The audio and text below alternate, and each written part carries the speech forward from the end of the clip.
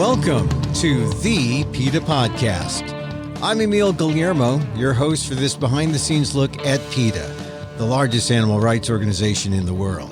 Here we talk to the key players at PETA and the movement and ask them about how animal rights change their lives and how they stay motivated to make the world a better place for the animals. On today's episode, President Ingrid Newkirk, that's PETA President Ingrid Newkirk, on the message behind her new book, Animalkind.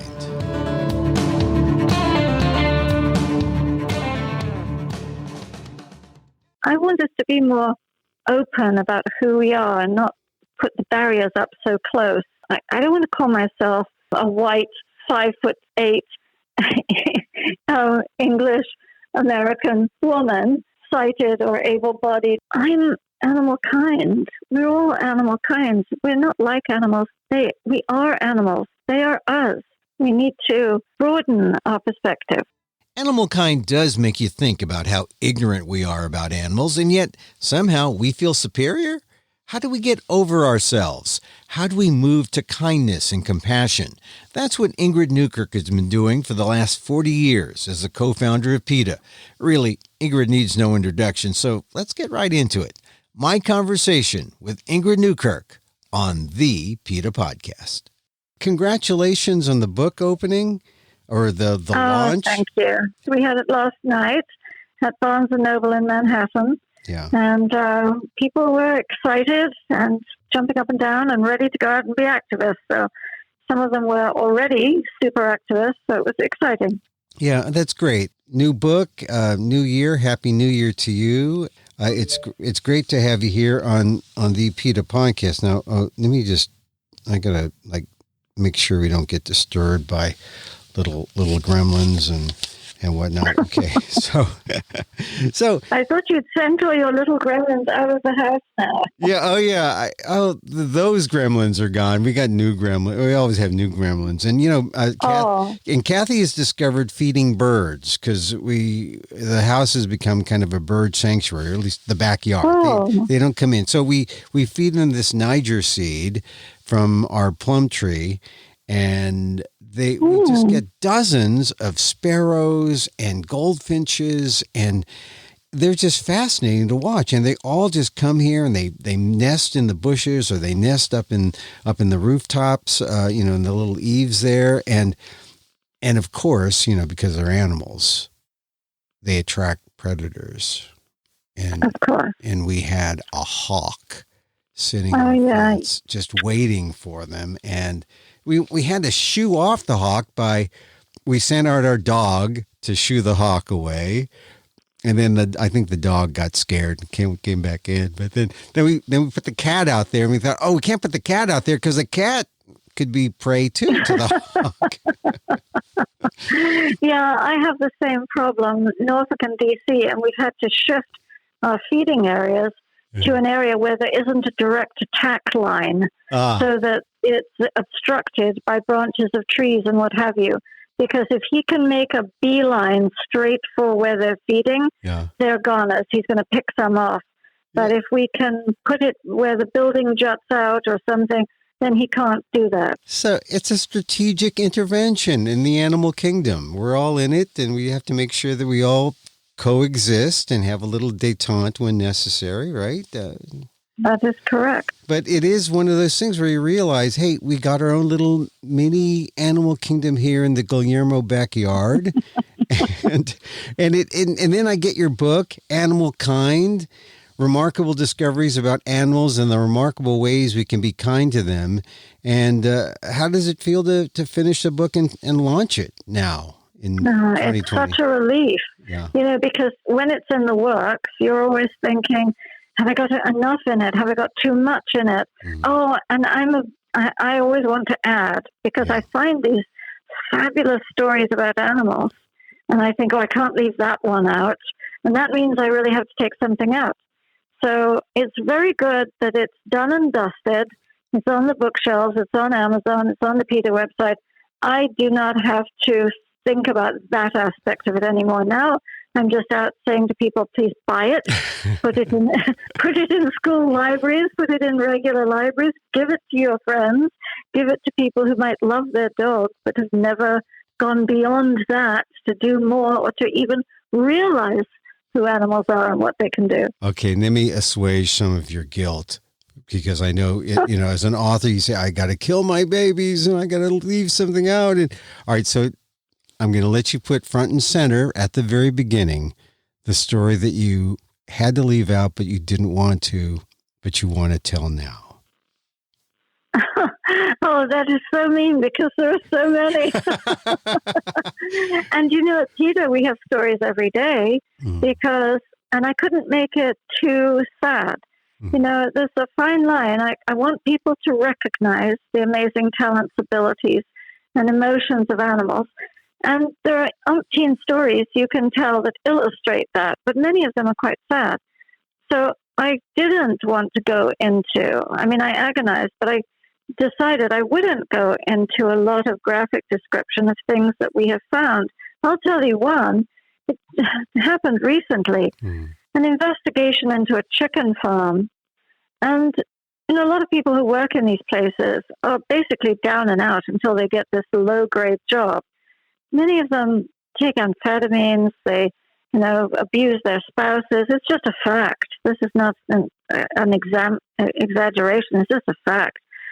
They may have arrest records for all sorts of things. So, they're not exactly people who you expect to be super kind to animals in this scenario. But in this one scene on a video that I was watching, a man was working in a chicken shed, and we've seen this kind of behavior so often, decides to have a bit of fun. And so to impress his co-workers, he twists off the chicken's head. And the chicken is a wonderful animal. They're birds like any other, and they're really very dear personalities. He twists her head off and then sticks his finger through her neck and uses her as a finger puppet to tell things to his workmates. And she was alive just seconds ago. And I wanted to say to people, this is one illustration among dozens that we have, spraying sows in the face with paint, using turkeys as baseball bats to hit things. We can show you that this is wrong. So please, will you act on this? But I thought, no, I've got to find another way. And so I was gentler. Well, certainly that act that you described is not an ethical treatment of an animal. If you need a definition of that there, you can see it very graphically. But you left out that story. So now do you feel good that you have shared it a little bit? Thank you, Emil. It probably made your listeners immediately turn off the podcast. No. Just as they might immediately have closed the book. No. But no, it's all right to have left it out. And it does feel unburdening to tell you about it. Yeah. And I hope people will, it's so vivid to think. I did put in stories about the shearing sheds, where one man, people think, shearing is just a haircut, and you have to disabuse them of that idea. In one scene of one of the undercover videos of ours, there's a ram, this beautiful ram with fabulous horns, and he's afraid because he's a prey animal, and he's being held down by the shearers, who are quickly going through to get as much money as they can in the shortest possible time. And he struggles, and that irritates the shearer. So the shearer takes him by the horns, his beautiful horns, and twists his head to say, shut up. It keeps twisting and twisting until he's broken his neck. So that's why you don't wear wool. Yeah. All these acts, these violent acts, these guys do it, and they're guys, right? I suppose usually, yeah. Women can do it too, but these are guys, and it's because it's brute force. It's like, I'm the king of the animal kingdom, right? That kind of thing. It's that mindset. They're bigger. It's like trophy hunting. You're exactly right. Is that you are getting some kind of power, and their terminology is always. They call these animals bitch and worse when they're doing it, regardless of their gender, because they need to show that they can win, that they're powerful, that they can dominate. And you see that with trophy hunting. Today I was reading something, Mark Bekoff the professor in Colorado, the wonderful ethologist about animals, had written about a hunt. A fire department somewhere decided to go out and raise funds for the fire department by having a hunt, a deer hunt, I think it was.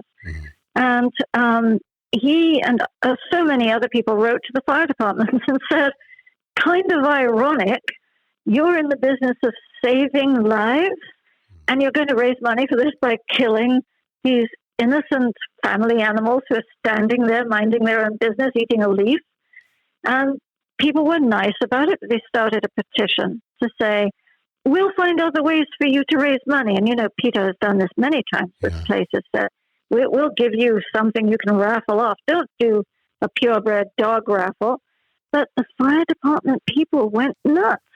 And they have sent hate-inspired texts and tweets. He's collected them all. And they call people bitch, they do worse. And they say, we're coming for you. I love killing animals. I want animal blood on my hands. All these things that show it's not just about the animals. It's about power, domination, being nasty to others to show that you can win, because they're so nasty to even the nice people who are writing to say, could I send you some money so that you won't do this, so that we can support your firehouse? No. Yeah, it's almost like there's a psychological thing too, which means that you can't just show these people examples of cruelty or examples of kindness and compassion, but there's something else going on deep inside that you got to bring in Freud, you got to bring in all those guys, and you have to try to maybe approach it that way, because they still feel that they are above it all, that they can do whatever they want. And maybe that's why, even though it's 40 years since PETA first began, you're still fighting, even with all the triumphs, here and there. It's still a battle, because that psychological battle has yet to be really, engaged, or I don't know. What do you think, Ingrid? I think it won't ever be won, because you've got so many different kinds of people, and domination, humans wishing to dominate others of any species, gender, religion, whatever, has always been the case. And you see it, a little country like Ireland, where there is religious strife, and Catholics will kill Protestants and Protestants will kill Catholics. You just think you live on the next block from each other, and I know you think there's injustice, but really? But you see this desire to triumph, to win.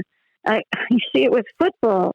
But I think there are two things, and one is this feeling of insecurity that a lot of people have, that they can overcome if they show that they're the big man. And the second thing is that a lot of people don't have that empathy part of their brain, the mirror neuron that we've talked about, I think, in the past, which is the seat of empathy. And it's not your fault if you're not born with it. And you can be, a Nazi who's getting people to come into the camp, and you're separating a mother from her child. Or more recently, immigrant people coming in and having a baby in arms and having that baby taken away from them. You are in charge, and you're going to be officious, and you're going to do as much as you can to show you're in charge, which in the case of animals often means you're going to put their head on your wall. Yeah.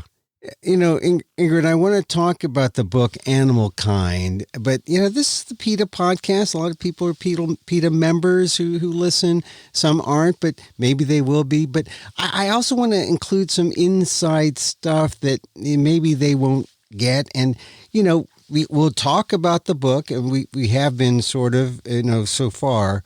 But I want to go to the opening pages, because it's the dedications that I, as a writer myself, I like to read. And you dedicated this book to two people, and I just wanted to explore why. You dedicated it to Nancy Alexander, who's a longtime activist, and Gurudev Chitrabanerjee. Did I say that name right?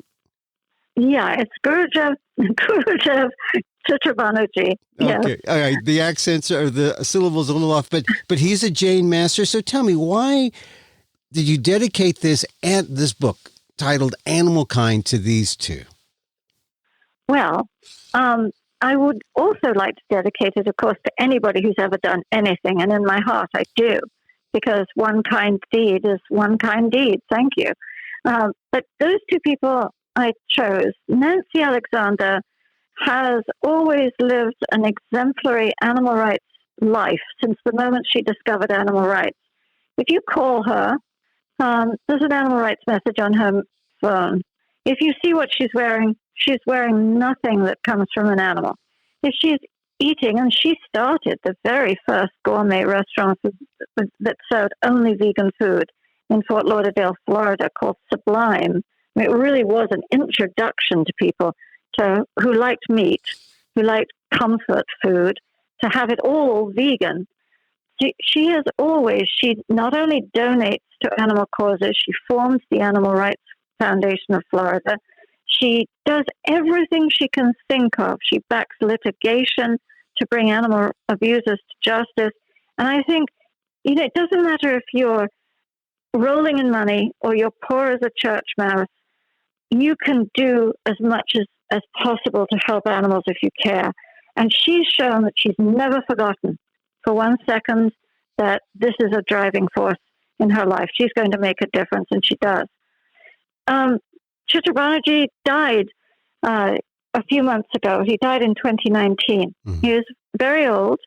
He was the very first Jain monk to fly and come to the United States and start a Jain mission here. The Jains, for those who don't know, are a religious sect, and I am not religious at all. They're a religious sect in India that believes in ahimsa. Everybody knows ahimsa, do no harm. Yeah. But they won't eat after 6 o'clock or when the sun goes down, because they don't want to draw insects to the flame of their cooking fires. They will not eat anything that comes from an animal, wear anything. They're not supposed to experiment on animals, although I'm very disgusted that some young Jains have become, because they're very talented and well-educated people, have become researchers. But Guruji would go around always with an iPad and show people mother cows and their calves and say, don't drink milk, whatever you do, because in India, drinking milk is a way of life. And he carved that road out to say, don't do it. He was the most gentle, kind, benevolent person, and I just adored him. So were you writing the book with these people in mind, or do you come up with the dedication after you've done the work and say, look, these are the people who I want to put first, on the page? Or how did you come to these two people? Are they're special, I know. They're special, and I do think about both of them all the time. I corresponded with Guru Chitra Banerjee when he was alive. I am in touch with his wife, Pramoda, who has written a vegan Indian cookbook, and his children are lovely. So he's on my mind. They're on my mind, that family. And Nancy's always on my mind because she's vigorously, vitally involved in so much that we do. She helped us with, for example, getting another spay and neuter clinic. We've got 4 mobile clinics, and one came from her. She just doesn't like waste. She likes frugality, and she likes people to spend their money on animals. So they're on my mind. But at the end of the process, when I had to sit down and think, who am I going to dedicate this book to, I thought, you two. Yeah. Yeah. And do you have an ideal person that you write to, an ideal audience member, a person who is woke, as they say, or a person who is wanting to be woke? Who is the ideal reader? I may not be as woke as I'm supposed to be. After I wrote the book, I thought, in it, I say he and she, and I should say they. Uh-oh. Oh, so forgive me if anybody super woke finds an error in my woke education. No, it's not written for anybody who is like a purist, super vegan. Definitely not. It's really written for people who are kind, but really want to know more and want to know more ways to help, and people who are interested in animals, but really don't know all the wonderful ways in which animals behave in life. And so, since I collect all that information, and I found it fascinating, I thought other people would find it fascinating too. And once they know who animals are, even if they've only loved their dog or their cat at home until that point, they might make some changes which will really reduce suffering for animals. They might be surprised, even investments that they could make that would make a difference for them and the animals. Yeah. Now, I want to get into the book, but what you said reminds me of something that a person close to me, I love their family. We were talking one day recently, and one of the members of the family said, I like animals, but I guess I'm just not an animal person, because she eats meat, and she, didn't really mind that her daughter took the dog away off with her and left them without the dog. This idea that, I guess I'm not an animal person. It's infuriating, isn't it? Because, you don't have to be a people person to know that you shouldn't do awful things to human beings. I remember years ago being struck by Princess Anne was made a patron of the Royal Society for the Protection of Children, or the Prevention of Cruelty to Children. I can't remember which it is. And somebody said, but you don't really like children, do you? And Princess Anne said, it's a fabulous thing. She said, you don't have to like children to know that you shouldn't be cruel to them. Yeah. Isn't that all it is? You don't have to go gaga about animals or call them your fur babies or this kind of stuff. You just have to be respectful and not be a supremacist and a mean bully to them, and really realize that unless you are totally blind to emotion, they have emotions. Just as you see a child crying or you see a person looking sad, you should be able to read the expression, body posture, the facial expression on animals, or empathize with them if something is going wrong and do something about it if you have the power to. All right, let's talk about Animalkind and the title, the book. Animalkind, Remarkable Discoveries About Animals and the Remarkable Ways We Can Be Kind to Them. Animalkind, how did you coin that phrase? Or did it exist before you coined it? It probably did. I don't know. It just is always, I think of people as wanting to be kind. That's one thing. So the word kind is big in my mind, in my vocabulary. Making Kind Choices was a book that I wrote earlier. And of course, people call us humankind or mankind. But I think we are more properly animal kind. It irritates me that I have to identify as English or American or a woman, or it's just so reducing. In my book, not that book, but in my mind, it's reducing us. I want us to be more open about who we are and not put the barriers up so close. I don't want to call myself a white 5'8" English American woman, sighted or able-bodied, or what. I'm animal kind. We're all animal kinds. We're not like animals. We are animals. They are us. We need to broaden our perspective. And by animal kind, like we're like the human kind, we're kind of like animals. We're kind to the animals. We're as an identity thing. We're not humankind. We're animal kind. That's it. And while we're animal kind, we need to be kind to them.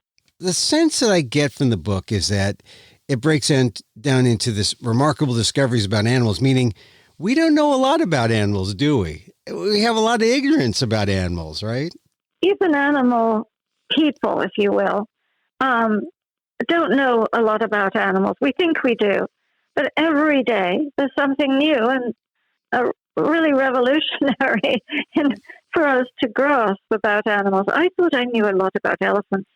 And when I was going through my files and looking at new information coming in, I realized there were things I didn't know. I didn't know that they have a gene, they have more genes devoted to smell, to scent, than any other animal.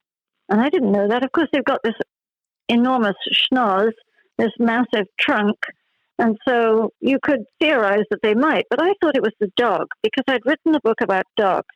And dogs have, 100 times the scent ability of humans, which is why you can never eat in front of your dog. It's absolutely cruel.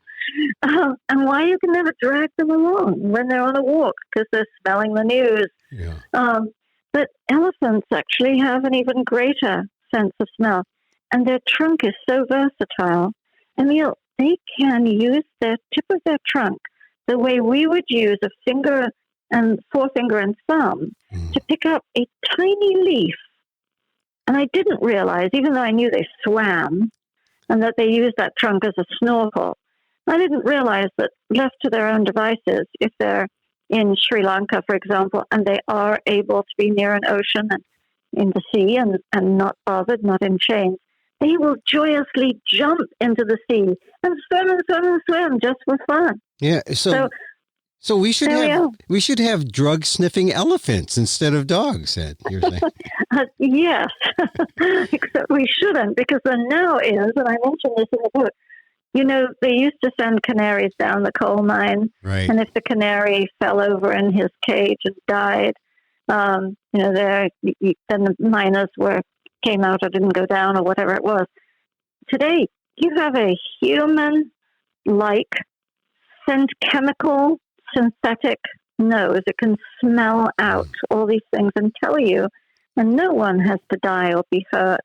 And that's true in everything from Wells Fargo used to deliver the packages, and now we're talking about drones delivering them, right. And pigeons used to deliver messages, and now we text. So, yeah. So we can have these remarkable ways that we can be kind to the animals. And once we we could discover how the value, but then what is the value if we essentially replace the animals in what they did? We do, what kinder things can we do after we replace them with technology or with something else? It's huge. I mean, we just came out with that synthetic frog. PETA has paid $150,000 for this frog that has a membrane. You cut him up, you can take out the organs. He's fascinating, wonderful, amazing. Well, you think people are talking about the depletion of frog populations. And if you see how they catch them and they kill them, nobody gives them an anesthetic before they dunk them in formaldehyde. That's how they die. So the sum total of suffering that we're eliminating just by going to a modern technological method, something more sophisticated, that is worth everything just by itself. And then you won't be breeding animals for the circus to put them in chains, and you won't be capturing these frogs, and you won't be slaughtering these sheep or whatever it is. It's just the sum total of suffering is all gone. Well, we don't take this step to make these remarkable ways that we can be kind to the animals unless we discover these truths or these facts about the animals. Were there things about the animals that you discovered in your research that surprised you, that you just had to share with people and say, look at this. We don't know this about this. I mean, you mentioned the elephants, but are there others that were just really so startling that showed our ignorance, mankind's ignorance of the animal kind? Oh, there were tons of them, Emil, just tons of them. One thing that I did put in the book, and I can't tell you too much of what's in the book, or nobody will buy it. Of course. We're not the cliff notes for your book now. But there was one thing, people often just don't pay any attention to snails. And if you look on the internet, there are all these ways in which you can poison snails and have them die badly because they're annoying, they're in your garden. Well, there's an African giant snail who's bigger than a chihuahua. He's massive. You can hold him in your arms. And they do things like, if they know that you're harmless, that you aren't hurting them, they will put their heads out. You can give them a shower and they'll appreciate it. They'll do their little horns, the two little horns they have on their heads. But that may sound too soppy for people, so I'll tell you this fact. Well, yeah, go ahead. If you take a garden snail, so-called, away from his home, or I should say their home, and in that case, that's absolutely right because they're hermaphrodite, you take them away from their home, and I'm not recommending this, it may take a year or 2 years to come back, but they will do their best to come home at the rate of 0.029 miles an hour. Wow. They know it's their home. And snakes do the same thing. Snakes try to come home. That's, you love your home. And they were taken away. They don't know where they are. And they have such amazing homing instincts that Ingrid, they will try to come home. See, Ingrid, the animals are smarter than we are, and we are dumber than the animals, right?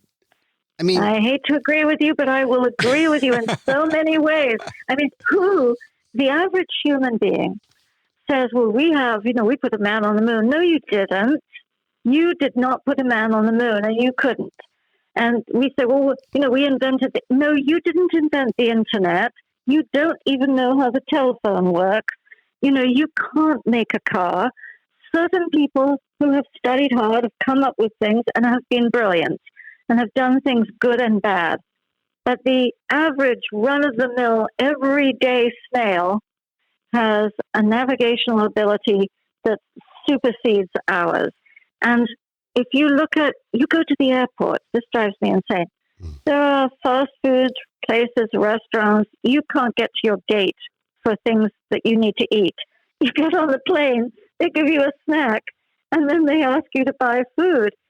This little tiny bird called the godwit from New Zealand flies 7,000 miles without stopping for a drop of water or a bite to eat. Now, doesn't have a GPS, doesn't have a map or anyone to ask. Tell me who is superior to whom. Well, that's the thing. They're proportionate to their size. They have this brilliance, and yet dumb man, right, sees himself as superior. You mentioned a word earlier, this idea of supremacy, and there really is a link to this idea of all the isms, racism, ageism, speciesism. We feel superior, right? Or one person, one entity feels superior to the other, and then we claim our dominion. We invent reasons. I mean, part of it is ignorance, isn't it? Is that we don't know all these things about animals. We just grown up, some of us just thinking, oh, it's an animal. What are they here for? To make a pair of shoes? So part of it's just bone ignorance. Yeah. Part is arrogance. Other part is lack of empathy. But you know what? And I'm really strong with this in Animalkind, the book. I'm just saying, there are so many more of us that do care, even if we care just a little bit.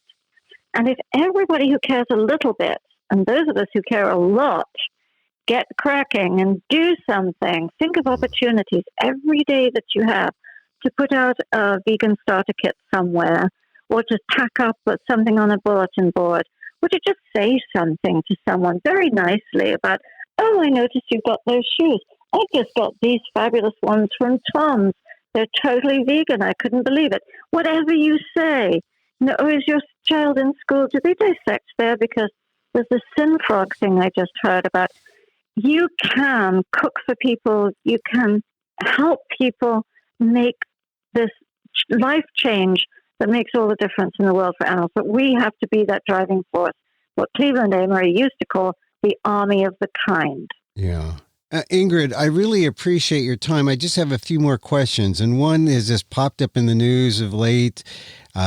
People may have seen it on TV, but they didn't see what people ate. But it was the Golden Globes. They may be talking about Ricky Gervais, but there was a lot of conversation about the vegan food that was on the menu, and it was not an option.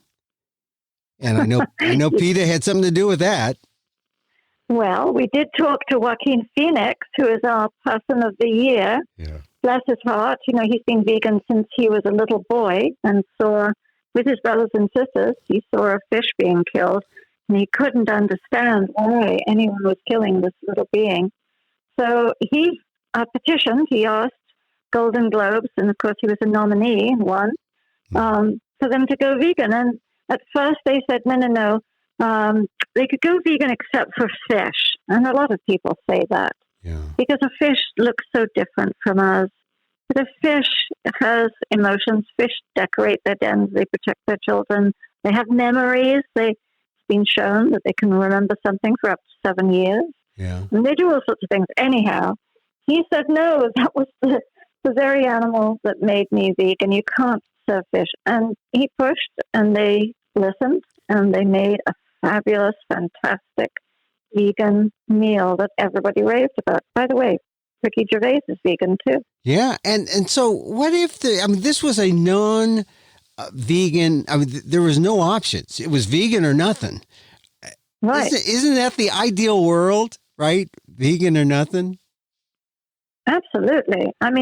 It's like saying, should we have a rape-free culture, or should we have mostly rape? But if you want to perform a rape, then you go ahead. That's your option. It's your choice. Yeah, just 1% rape or 2%, but exactly. So, it's violence.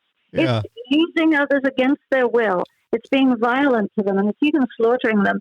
So why would you cut someone some slack and go, oh, I know, you really wanted that, so go on then. Take her pants down. No. Yeah. Well, Ingrid, I could talk to you for a long time. And, fortunately on a podcast, we don't have too many limitations and we could talk forever, but you have things to do. So I want one last question out of you, and that is the 40-year question, because it is a big deal. This is PETA's 40th year.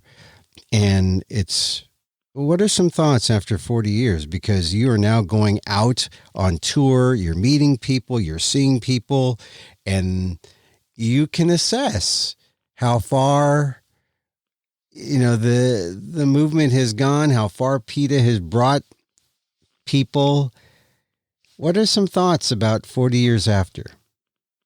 Well, we've come an incredible way, and it came that way because we were fearless. We've never cared what people think about us. We care about spreading the message, even if we have to be gimmicky, provocative, or make fools of ourselves. We have always said we're going to keep this discussion alive, and we have. And we have seen the fruits of our labors. Of course, everybody at PETA, we work behind the scenes. We work with corporations, with laboratories, finding alternatives to various kinds of animal torture in the labs. You name it. We do all that too. But we have to keep the conversation going, and that we must do for the next 40 years. I'll be 110, and I think I can make it. I really do. I think I can make it. Well, if you listen to this low-fat vegan diet, I've got this new book here I hear, about your body in balance. It talks about the low-fat vegan diet. Yeah, the low-fat thing is great, so I just have to stop with the French fries. All right. Ingrid, I thank you for the book, Animalkind, Remarkable Discoveries About Animals and the Remarkable Ways We Could Be Kind to Them. And I thank you for just being the head of PETA and for allowing me to do this PETA podcast and to let people know about all the things that PETA is doing. A million thanks to you too, Emil. All the best. You know what I was saying? No, what I was thinking is this idea of racism and speciesism and the things they do to animals are the same thing. The supremacy idea. That there's a connection between racism and speciesism, and it's the same thing, same principle. And what do you say to people who say, "Oh no, I'm a human. I'm not," because I think I sometimes feel like an animal in the sense that if they, I don't have a voice, they don't see me. Yeah. I could be a dog or I could be a Filipino. It's Yeah. When I was when my father lived in colonized Philippines, he was the same way. Really, I know. So it's that sort of brought me further along because, I was a selfish vegetarian where, my heart disease, my high blood, all that stuff, thinking about me. And Kathy was the one who's ethical and, thinking about the animals. And I was like the woman I was talking about earlier who said, oh, I'm not an animal person, really. But in 30 years, I've become an animal person. It's great. I think it opens your mind up to hear arguments, and your brain, tosses them around like a pinball machine, and some of them go down the hole, and you think that's right. Yeah. We just have to broaden our circle of compassion. We just have to not be so selfish.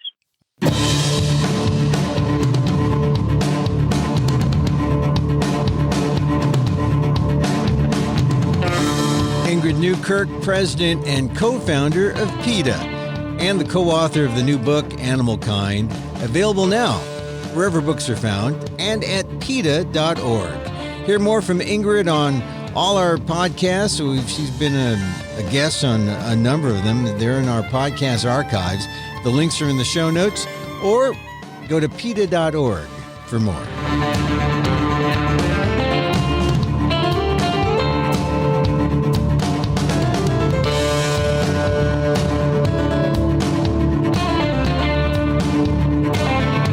That's our program. Hey, you can contact us at PETA.org. You can find me on Twitter at Emil Amok, that's EMILAMOK, or on ALDEF, the Asian American Legal Defense and Education Fund, ALDEF, AALDEF.org/blog, or my website, amok.com, AMOK.com.